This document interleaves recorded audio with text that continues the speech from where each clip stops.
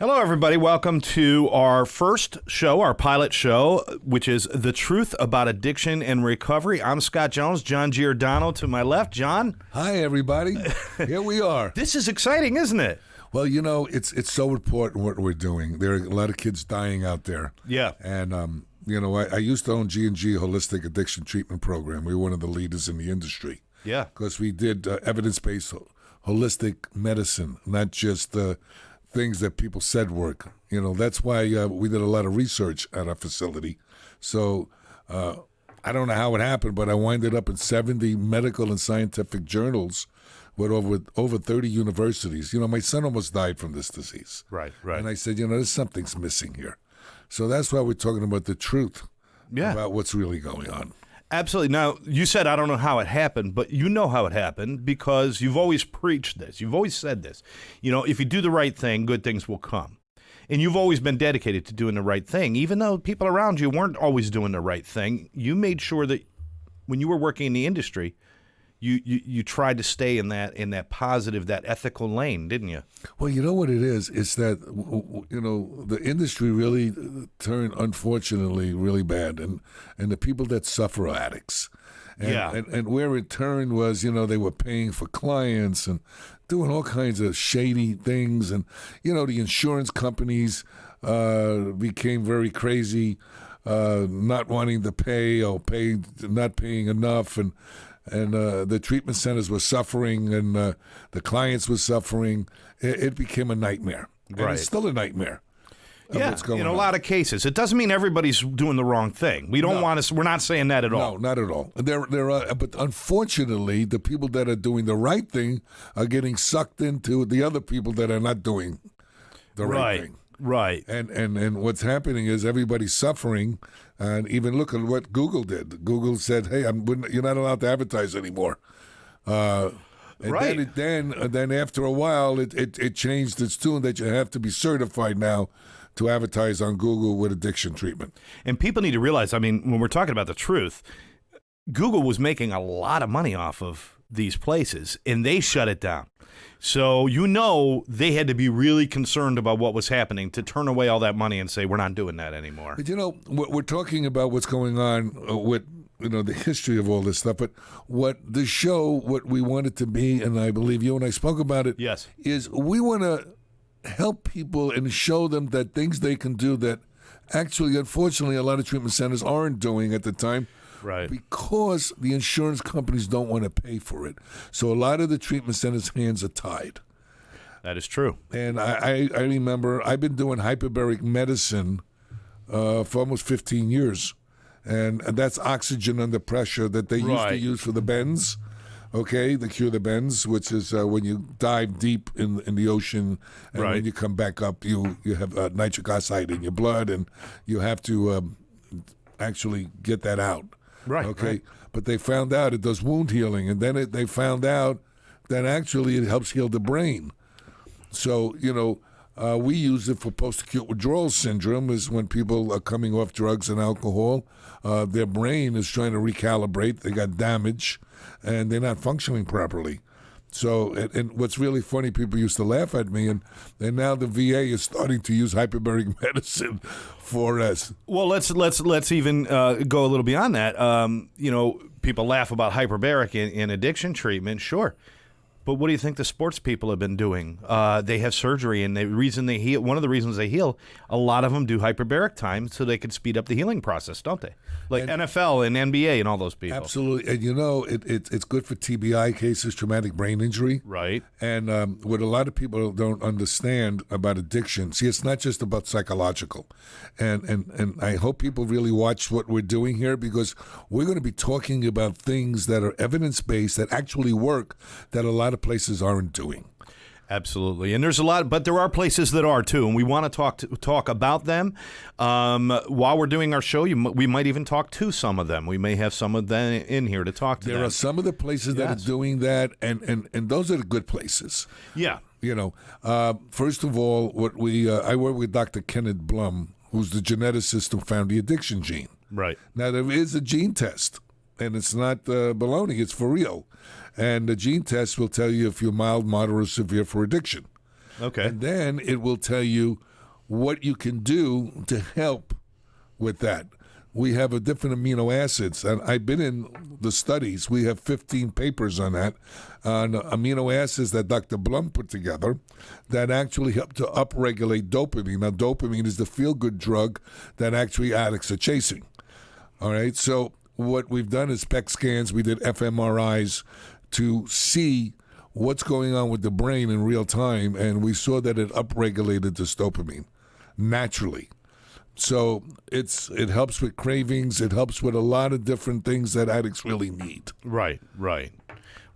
So we're going to be talking a lot about these things during the course of The Truth About Addiction and Recovery. But I think you started out the show and said it quite well. When we're talking about the truth, some people think when you tell the truth, it's always got to be bad news. There is so much good news.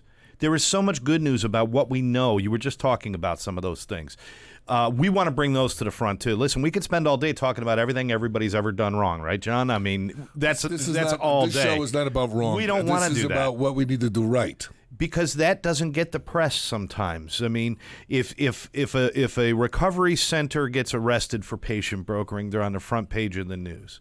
If somebody makes a discovery about the brain and addiction or something, that doesn't make the mainstream news. It's not front page material. You have to go to the scientific journals to find it. We want those things to come out and for people to learn about those things, right? Well, you see, Scott, what happens is this, working with these scientists for the last 15 years. Yeah. And what I found out is this, is that when we make these discoveries, they don't come down the pike for anywhere from 5 to 10 years. So that's why it's not in mainstream quite often. Now, why is that? You know, people talk about that all the time. And there's even, some people do the conspiracy theory thing where there's a cure for all these different things, but they're holding them back. But we know for a fact in the addiction industry, there's been things that people have found that have been effective, but they do not make mainstream for many, many years. Why is that, John? Well, I give you one thing. There's a big surge with attention deficit disorder. Okay. Where people are all over the place. They can't focus. They get bored easily. And we're handing them meds. But what they're not looking at is something called heavy metals, heavy metal toxicity, which when you have that, you have an interference in your neurotransmitters. They don't connect properly. And what happens with that is you're all over the place. You can't focus. And when you chelate these things out, which this is what we used to do at our treatment center, all right, all of a sudden, where did the attention deficit go? Right. Okay? Right. But we got to remember something. Now, we're walking cash registers for the pharmaceutical companies. So they don't want anybody to know a lot about that. They'll find other stuff, the counter that, this doesn't work. Or, yeah. I mean, it's really like kind of crazy out there. Well, I know the pharmaceuticals, they light up when they hear things like pain management or management of symptomology. They don't light up when they hear cure, because cure is one and done. Or if somebody finds a natural solution or a holistic solution, they don't make anything. They love management, where it's like, you're sick, you have symptoms, we'll manage your symptoms, but we don't want you cured because we don't make any money then. Well, that's what the show, what we want it to be about. Right. We want it to be about, and we're going to go into more detail about each different approach to help people to have a long-lasting recovery. Listen, I'm coming up on 35 years this December in recovery. I didn't think I would have 35 minutes. Okay, to be honest, I don't think anybody else did either, John. No, and my journey directed me into all of this because I'm also a martial artist. I've been doing that for 56 years. And as I was very much into the Eastern philosophy of medicine and things of that nature. Only problem is when I was using, I wasn't paying attention to anything I learned. Right. And thank God my family did an intervention on me and put me into a treatment center. And I didn't think I had a problem. I thought they had the problem, But when I went in, I had what I call a spiritual awakening, and I really wanted to help people. And that's how I got into this industry. And I only had a 9th grade education. I had to go back to school. I mean, I had a lot of challenges. Right. And like most of us do. And what I found out is that there was a big deficit in treatment. they call it a medical model, but we're only treating them psychologically. For instance, people have low thyroid. If you have a low thyroid, you're going to have depression and anxiety and possibly suicidal ideation. Oh, let's give them Prozac. Oh, but wait a second, that doesn't work for that. You have to treat the thyroid with thyroid medication. Right. Otherwise, it's not going to work. All right? But addicts and alcoholics, they will gravitate towards a substance or a behavior to medicate those feelings. Right. Right. So it's not just psychological. That's a piece of it, but that's not all of it. Yeah, exactly. And I think when we talk about things holistically, now, unfortunately, the word holistic has gotten used and used and used. People don't even know what it means anymore. Absolutely.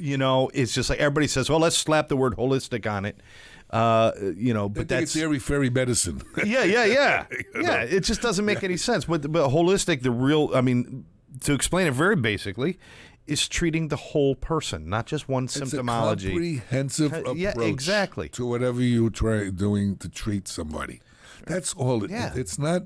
It's called holism. Yeah. I mean, look, people go into treatment, and the standard protocol is to give them a physical.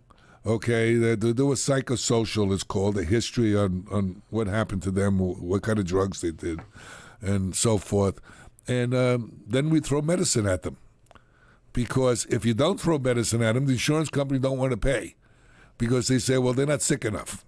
Right. I mean, it's some crazy stuff going on. I just heard, which was very disturbing, that detox centers now, if a client is in a detox center and they don't go, they miss 2 groups, that they have to be asked to leave. Now, yeah, I mean, that doesn't even make any sense, John, because in a detox, sense. You're lucky if you make it to 2 groups because you are physically ill. Not only that, you're lucky if your brain is in your head. Exactly. Okay? And what the problem is that we're overregulating now.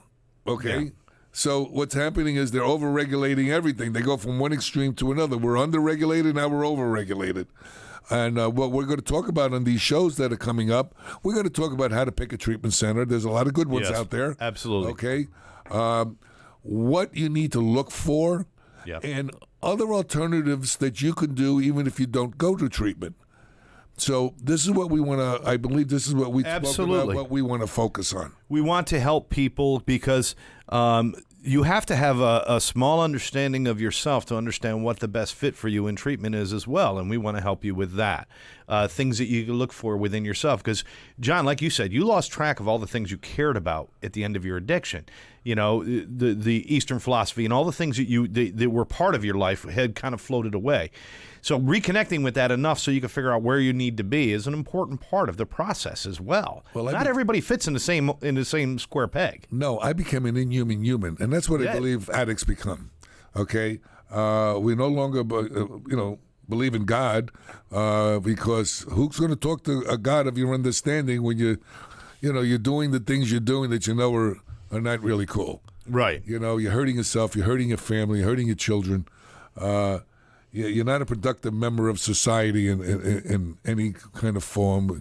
You turn into criminality, and I did all kinds of crazy stuff, selling drugs and doing collection work for the smugglers, and I got a whole story of that, and it really took me down a dark path. And today, I never forget it. I was at a meeting, and a guy says, early in recovery, the guy says, "Oh, I'm a grateful recovering addict." And I looked at him, I said, "This guy's an idiot. How could you say you're a grateful recovering addict?" Right. Well, one day later on, I said, "I'm a grateful recovering addict because I truly understood now. I understand now what that meant. I have a life that's unbelievable.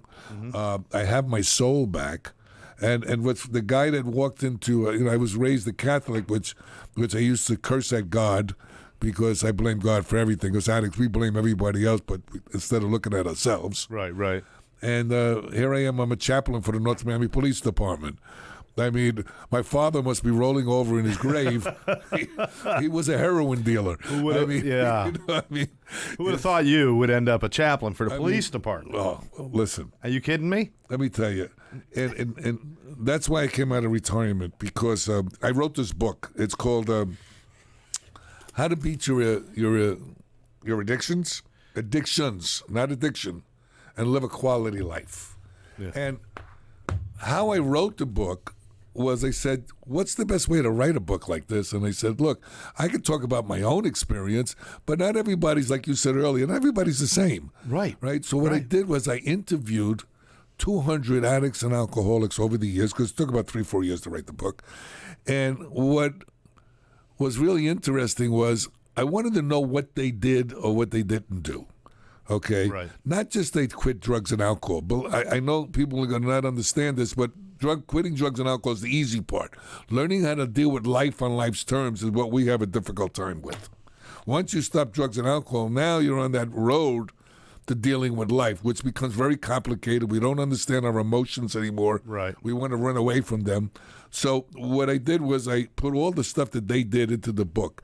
Then I says, well, I have to go to the other side of the fence, and I interviewed addicts and alcoholics that were chronic relapses, that kept on relapsing, going to treatment, coming out, relapsing, and going to self-help groups, relapsing.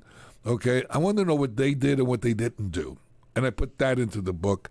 And then I got testimonials and all kinds of other things in the book, and a lot of the research that people can look at. I think there's about 50 papers in there about gene testing and about the gut, about all these different, different things that cause addiction or probable causes for us going to these drugs. And that's how I wrote the book. Yeah. So, it's on Amazon. It's How to Beat Your Addiction and Live a Quality Life, written by John Giordano here. And one of the things I like about this, because I was around when you first had this come out, is when we were first working together. There is a combination of things in here that is written in a way that you can go in and just take a small piece of the book and read it for that day or read it for that moment, and it's a complete section. So whether it's about cravings or anger or something like that, there's pieces in there that you could read about.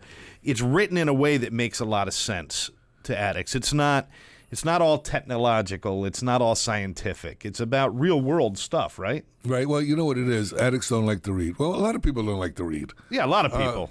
And what I did was I put it in small little paragraphs, and I put headings. So you can go to the book, the index, and look at what kind of heading, what do I do about sex addiction? How about I have an eating disorder, or gambling. I'm bored. Yeah. I have urges to gamble. So there's all kinds of things in there to help people to start to get a grasp on what they can do and why they feel the way they feel. Right. And it just speaks on just a real simple level to everyday people. I'm an inner city kid. I'm a street kid, and I'm not this uptown kid. And I wrote it in a way that anybody from any level can read this. Mm-hmm. And my goal is to save these kids. I just went to a funeral yesterday. Broke my heart. One of my clients that finally got clean, coming to me. He was 6 months clean, but I kept on telling him, stop smoking cigarettes, man. You're going to die. Okay, you got a bad heart because you got a heart problem. Right. And the last frontier, he didn't want to quit the cigarettes. Oh, this is better than me shooting heroin. I said, no. Okay, it's just a different path to dying. Yeah. So he fell in the parking lot and had a heart attack and died. 47 years old. I mean, I've had kids die in my arms. Yeah. I've been to so many funerals. Listen, it's not about just quitting drugs and alcohol. It's about aftercare. That's why I have my aftercare program, which is a wellness center. And they go 3 times a week, and I teach them about nutrition. I teach them about exercise, how exercise gets rid of stress. I teach them about, we do group, we go individual therapy, trauma work. Yeah. We do everything. Things that they don't normally do in treatment because I don't have to rely on insurance because I don't take insurance. Okay. And it's very, very inexpensive. Well, let me ask you something. I mean, we've got so many things we're going to be covering on this show. Well, the first thing, before I ask you this, I want to let people know, if you want to ask John any questions directly, You can call him if you want to talk to him about treatment options. If you have somebody who maybe has gone through treatment and is struggling, that's where your specialization is right now, is in the aftercare, because the aftercare is more important than the treatment. Absolutely. Because if you don't have something, a support system or something to guide you as you start to re-enter life, you're in trouble. Yeah, dealing with boredom, dealing with loneliness, dealing with career changes, dealing with getting a job, dealing with all relationships, everything. issues. Yes, absolutely. And if you don't have somebody working with you through that, it's really easy for everything you learned in treatment to go by the wayside as you're struggling. So that aftercare keeps things fresh, it keeps things current, and it puts it into their real life situations. Well, you can't be a 30-day wonder. That doesn't work very well, number one. I've seen... It's so rare. 1 out of 1,000 maybe we see do those things. That's right. I wish the numbers were better. I wish it was 30 days, John. I wish we could say 30 days, boom, you go off on your own and everybody's fine. I'd like us all to be out of business, is the truth. Well, but that's not going to happen. Well, the thing is this, there's a lot of research on 90 days to 120 days, depending on the severity of the illness, is what's really optimum. But the treatment center's hands are tied. And by the insurance companies want to just shove us right out of the insurance so they don't have to pay. Yeah. And we're getting minimal treatment. So Excuse me. We work on those things. If you want to talk to John more about his aftercare program, you want to talk to him about his book or anything, John invites you to give him a direct call at 786-271-5732. Again, 786-271-5732.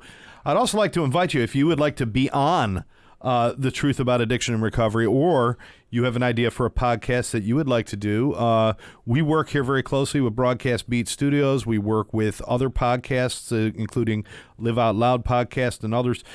Give me a call at 833-LOL-LIVE, 833-LOL-LIVE, if you would like to be a part of this show or start a show of your own. We're here to help you do that. So both of those things, and remember to check out broadcastbeatstudios.com to see the great things that they have right here.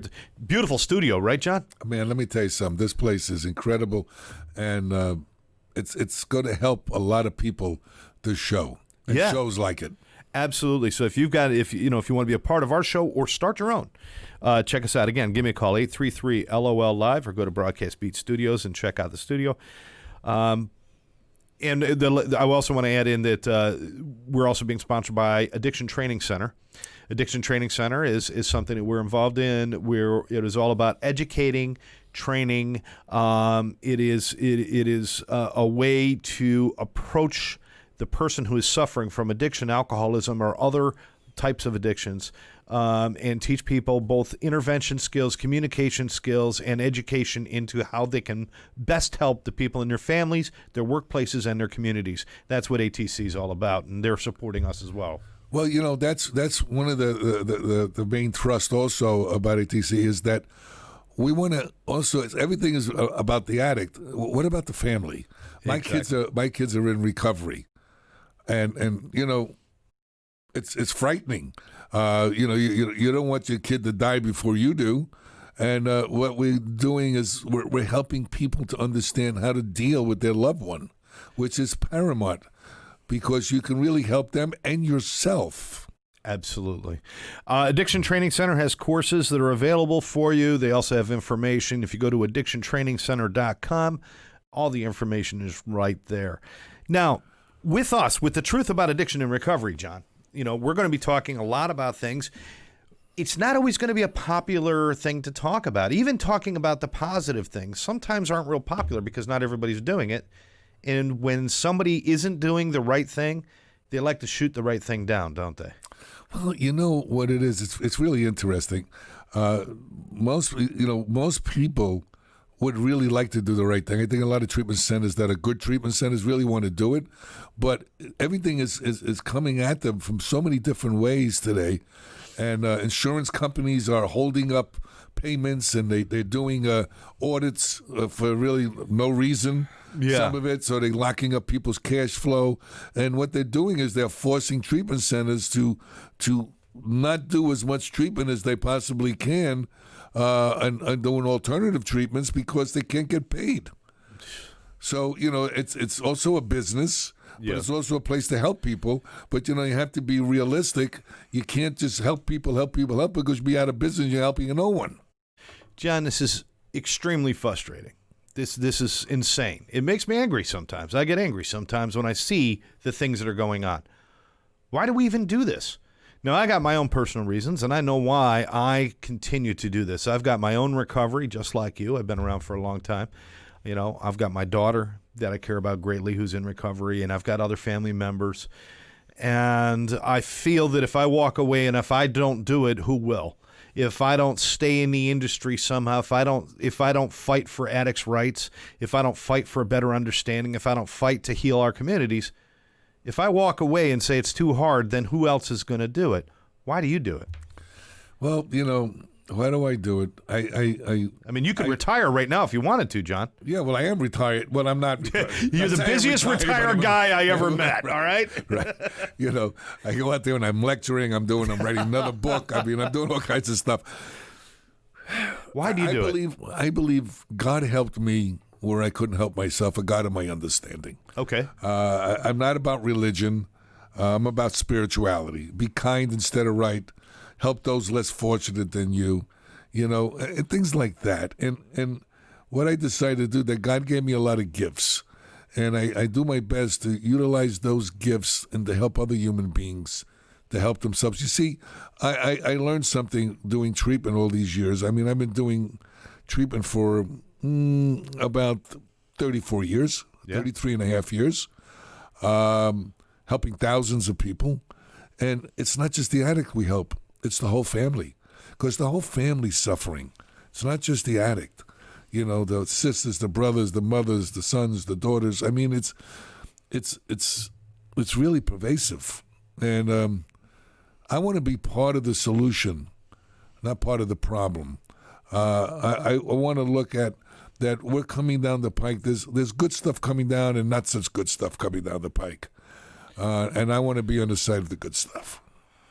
You get personally, what does that do for you and your family to be a part of all of this? Even though it's not always easy, it's not the easiest path. It's a very painful path. I'll be honest with you. I watch people die that I get close to, and I really care about my clients. Yeah. And, their family, as far as I'm concerned. Somebody helped me when I couldn't help myself.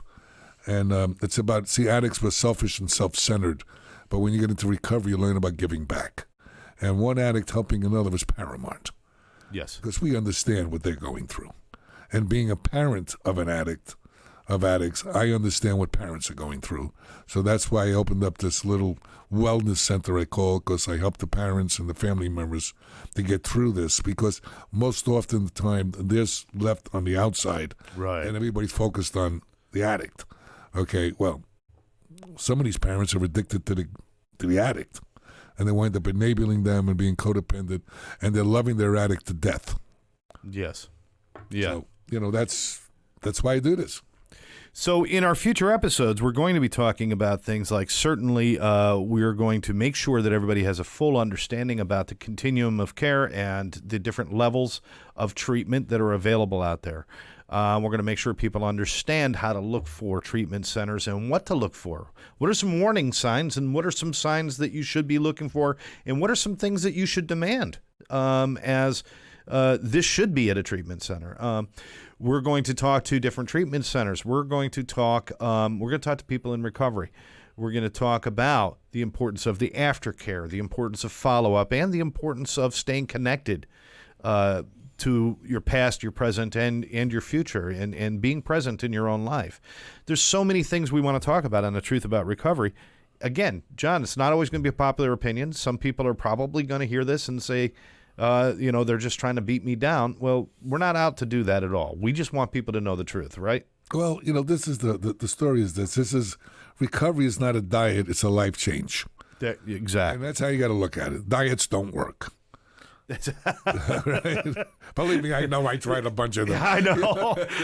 I had a donut right before the show. Thanks a lot. Now I feel terrible. But no, you're right. You're right. It is an entire lifestyle change. Because you think about it, in an addict's life, what part of their life is not affected by the drug? Well, you see, that's what we're going to talk about also, because what we do is we we also destroy this body that we were allowed to have. Yes. Okay. And what people don't realize is it's the drugs and the alcohol and the lifestyle wreaks havoc on our body. We wouldn't even treat our car like that. Yeah. Okay. Yeah, exactly. And the bottom line is people would fix their car faster than they want to fix themselves. And, what happens is part of the psychological part is to help people to get their hope back. Yes. And their faith back. And it's so hard because you keep on failing. But what I tell addicts, there are no failures. There are only lessons. Yes. And you learn from your lessons. That's why you get history in school, so we can learn from our lessons. Absolutely. And I love what you said. They'll fix their car. We're down here in southern Florida, and I know the rest of the country this time of year, you're all starting to get cold and it's snowing, and too bad. We're happy. It's really comfortable right now. But down here in Florida, people are out every day. They're out there and they're checking the chemistry in their pool, aren't they, John? They're checking the balance of the chemistry. Everything is but the chlorine themselves. right? They're doing all of this stuff, and they got a line of Coke on the table, pack of cigarettes in their pocket, a beer in their hand, a bratwurst on. No, they don't care about their own chemistry. They want their pool crystal clear, but what is all the garbage floating around inside of them? We want to teach people about that. Well, look, I'm 73 years old. I just competed in a karate tournament last year at 72. I don't take any medications whatsoever. And everything I show the addicts to, I do. See, I learned one thing. Listen, do as I say, not as I do. Never work for anybody, number one. Right. Okay? So what I decided to do is I don't smoke. I don't drink. I don't do drugs. I eat fairly well. I don't eat perfect. I'm not perfect for sure. I go through my challenges just like anyone else. And the bottom line is I have a support team. So everything that I tell other people to do, I do myself. And anybody that knows me knows that's what I do. And that's why it's so easy for you to sit with me today and as we move forward and talk about the truth, because you don't have to hide anything about yourself. No, I'm just a struggling addict just like anybody else. I have my own challenges. Right. And my own things that I have. And I go to therapy myself. I have a therapist. I have a sponsor. I go to meetings, and I work what is called the steps. And I give back to the community. Right. Perfect, I'm not. Sometimes I get a little wacky, but that's just me. A lot wacky, but that's okay. I'm called a human being. Yeah, a human being? Yeah, being. Not a being, but a being. So we've got so many things that we want to bring to you guys. We'll be inviting you into our Facebook page and our web pages. We'll have places. We want to invite your comments and your suggestions. We'll be setting up the emails and the hotlines and text. Yeah, eventually we're going to have a call-in. Yeah, we're going to have a call-ins on live shows. All of that stuff is coming up. Right now, we just want to kind of give you a little introduction into the truth about addiction and recovery. Want you to know a little bit about John and myself, and let you know we're going to be coming back to you very soon. We've got a lot that we want to say, and it's not just us. These are things that people are out there are talking about. We need everybody to understand what the truth is. That's all. I just want everybody to know this is not just opinions. This is I work with facts and evidence. Okay, so whatever I say, I don't want you to believe a word I tell you. Go look it up yourself. That's right. The only opinion I'm going to give you is this is going to be a damn good show, and John's a good guy. So is Scott. All right, so thanks for watching The Truth About Addiction and Recovery. For Scott, John, we'll catch you next time. That's right. Adios.